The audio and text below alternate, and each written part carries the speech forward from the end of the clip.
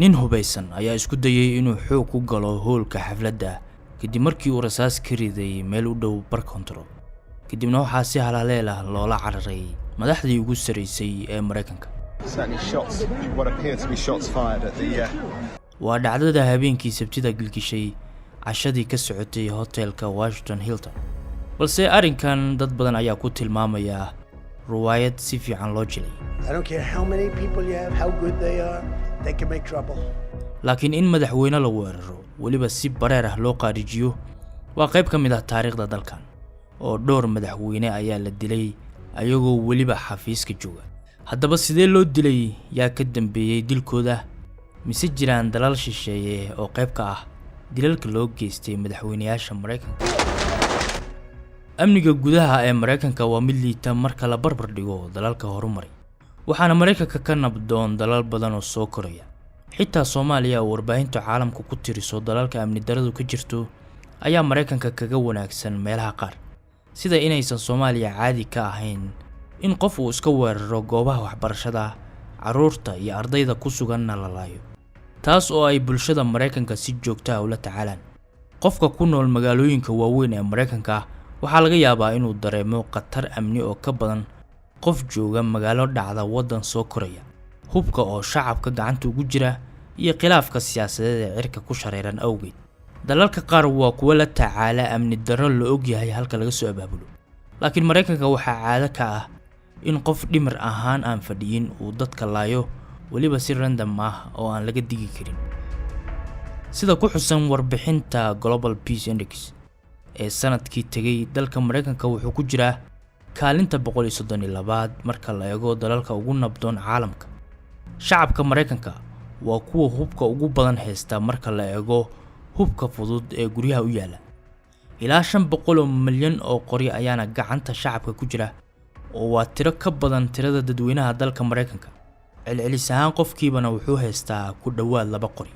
Mareykanka ma lahan diiwaangelin qaran oo lagu dabagalo dhammaan hubka la iibsado, sidaas daraaddeed hay'adaha dawladda ma ogaan karaan qof walba hubka uu haysto inta uu tir ahaan leeg yahay.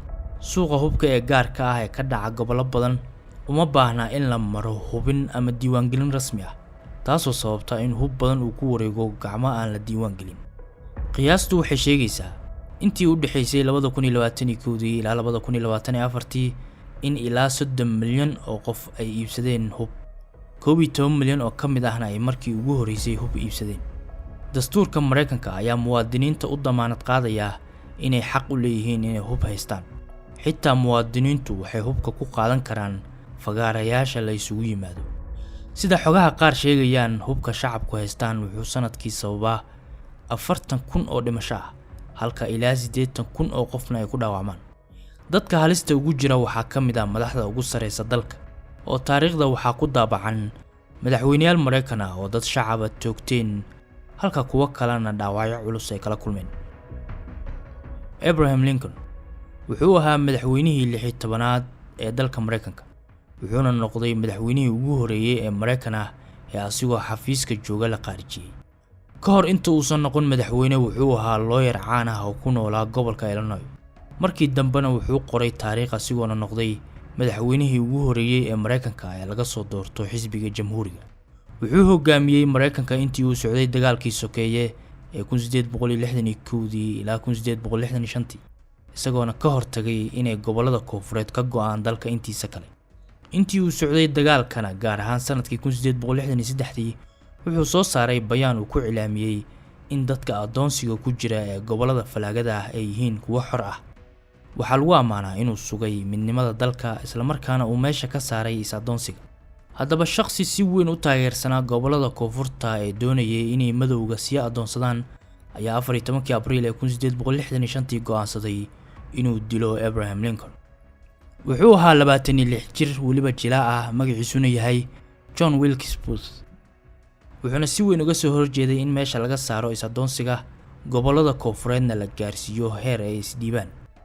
habeenkii 14 Abriil 1865 madaxweyne Abraham wuxuu tagay masraxa caanka ah ee Ford oo ku yaala Washington si uu u daawado riwaayad maad ah oo la yiraahdo Our American Cousin. wuxuu fadhiistay qolka gaarka ah ee madaxda ee dabaqa sare ee masraxa, haddaba John Wilkes wuxuu ahaa jilaac caan ah oo ka shaqayn jiray isla masraxa, sidaas darteedna lagama shakinin askarigii waardiyaha ka ahaa qolka madaxweynaha uu ku sugnaa waxaa dhacday inuu doonto wax uu cabo.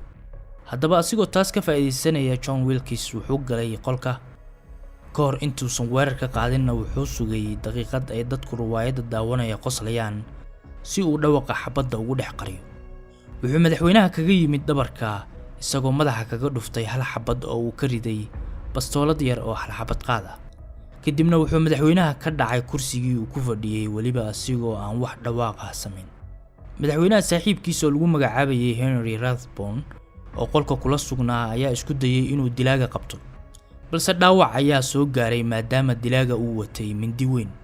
ninka madaxweynaha dilayna inta uusan baxsan wuxuu ku dhawaaqay erayo la mid ah, sidaan ayaa u dambaysa kuwa daalimiinta ah. madaxweynuhu wuxuu koomo ku jiray habeenkii oo dhan maadaama xabaddu ay kaga dhacday dhanka madaxa. ugu dambeynna wuxuu geeriyooday subaxnimadii dambe ee 15 Abriil 1865. madaxweynayaal kale oo dhowr ah ayaa la dilay. madaxweynihii labaad ee Mareykanka ee la qaarijiyana waxaa noqday James A. Garville oo ahaa madaxweynihii 20aad ee dalka Mareykanka. sheekadiisu waa mid gaar ah maadaama la dilay asigoo xilka haya 4 bilood oo kaliya. wuxuu ahaa mid saboolnimo ku soo koray asigoona noqday aqoon-yahan ku takhasusay luqadaha qadiimiga. xilka madaxweynenimo si cad uma uusan doonin ee xisbiga jamhuuriga ayaa ka dhigay musharax kadib markii la isku raaci waayay musharaxiintii kale. wuxuu xafiiska la wareegay bishii 3aad ee 1881 labadii bishii Julaay ayaana la dilay asigoo ku sugan xarun tareen oo ku taala Washington. nin lagu magacaabayay Charles J ayaa 2 xabadood dhabarka kaga dhuftay. sababta uu dilayna waxaa la sheegaa inuu jago diblomaasiyadeed u diiday.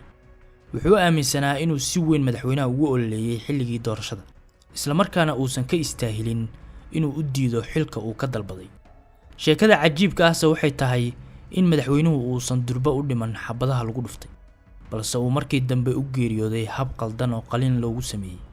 waxaa la sheegaa in dhaqaatiirtu aysan adeegsan qalab nadiif ah, wuxuuna qalinkaasi ka qaaday caabuq daran. 80 maalin ayuuna sariirta saarnaa asigoona geeriyooday 19 Sebtembar 1881.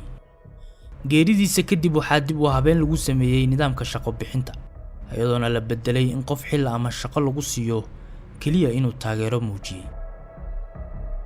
madaxweynihii saddexaad ee la dilo waxaa noqday William McKinley, kaasoo ahaa madaxweynihii 25aad ee Mareykanka.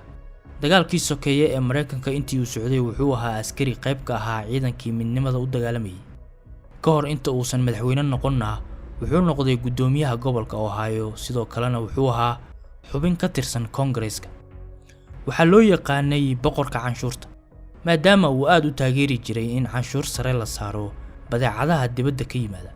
malaha waa ninka uu Trump ku daydo. intii uu xilka hayay Mareykanku wuxuu ku guuleystay dagaal socday 4 bilood oo uu Spain la galay, waxayna taasi Mareykanka u suurtagelisay inuu la wareego dhulal cusub sida jasiiradaha Puerto Rico iyo Guam. wuxuuna sidoo kale uu qabsaday jasiiradda Hawaii oo maanta ah gobol ka mid ah Mareykanka. muddaxileedkii madaxweyne William ayaa loo arkaa inuu Mareykanku bilaabay in uu dunida saameyn ku yeesho, quwad caalamiyana noqdo. laakiin noloshiisu waxay soo gabagabowday 6 Sebtembar 1901 markaasoo la toogtay isagoo ku sugan bandhig ganacsi oo ka socday magaalada Buffalo ee gobolka New York. waxaa dilay nin lagu magacaabayay Leon Czolgosz, kaasoo aaminsanaa in madaxweynuhu yahay cadowga shaqaalaha, wuxuuna gabi ahaanba ka soo horjeeday nidaamka dawladnimo asigoona aaminsanaa in dadku ayagu is xukumaan oo aysan dawlad u talin. inta uusan madaxweynaha dilin wuxuu isku qariyay shacabka asigoona gacanta soo duubtay maadaama uu rabay inaan la arag bastoolada uu sitay. haddaba markii uu madaxweynuhu damcay inuu salaamo 2 xabadood ayuu dhanka caloosha kaga dhuftay. haddaba madaxweynaha isla markiiba ma dhiman sidii madaxweyne Garville oo kale ayuuna u dhintay caabuq ama infection daran. 8 maalin kadib ayuuna geeriyooday gaar ahaan 14 Sebtembar 1901. geeridiisa kadib waxaa si weyn loo adkeeyay tiradoodana la kordhiyay ilaalada madaxweynaha.